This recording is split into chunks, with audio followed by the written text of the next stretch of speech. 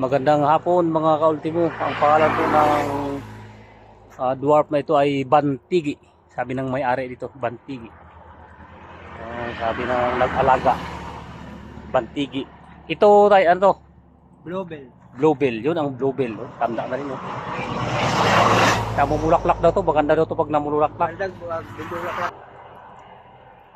Bantigi pa rin ang pangalan, Bantigi. Sabi katanda no. Bantigi din to.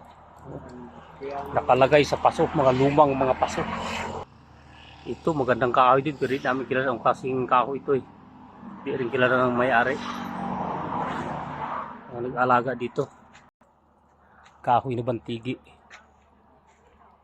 Ito Bantigi din. Yun Bantigi din. Bantigi. Ito Bantigi. Yun maganda oh. Wow. Bantigi. Puro dwarf, ang daming dwarf. Oh, may bike pa si tatay dyan oh. Ito, laking dwarf din to. Tandang kahoy na rin yun. Ito rin.